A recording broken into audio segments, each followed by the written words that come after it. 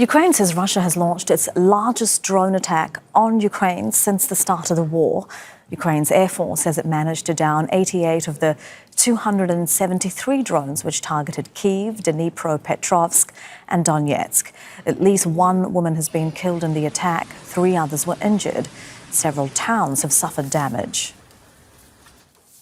US President Donald Trump says he plans to speak to both the Russian and Ukrainian presidents on Monday in an effort to bring an end to what he called the bloodbath of the war in Ukraine. Mike Hanna has more details from Washington, D.C.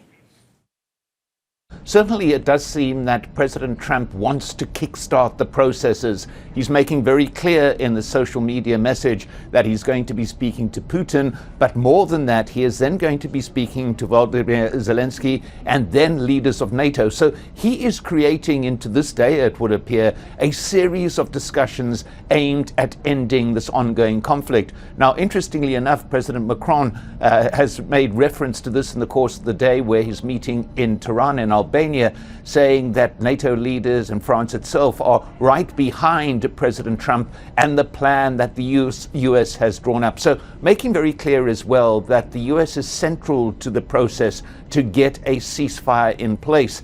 President Trump has gone backwards and forwards in terms of who's his favorite in this ongoing conflict. He was very favorable towards Putin initially. He was very critical of Zelenskyy. But recently this has changed and he's been critical of Putin. And most importantly, he's put his full support behind NATO as well as behind Ukraine in terms of securing that ceasefire. That has been a movement by Donald Trump in terms of where the bulk of his support is going. So significant that on Monday he will be holding these series of conversations aimed at getting that ceasefire. Well, let's bring in our correspondent, Zein Basravi. He's joining us live from the Ukrainian capital. Zein, we're hearing that the air raid sirens in Kyiv sounded for more than 9 hours. Tell us about this large-scale drone attack.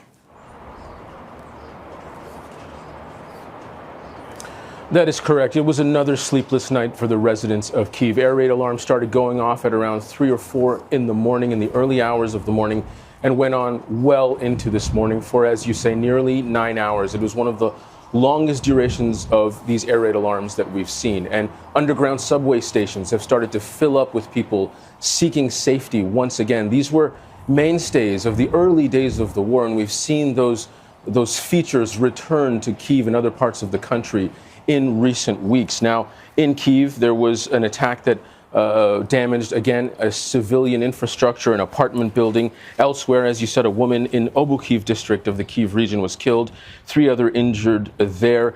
And we're seeing these drone strikes continue to happen over and over again.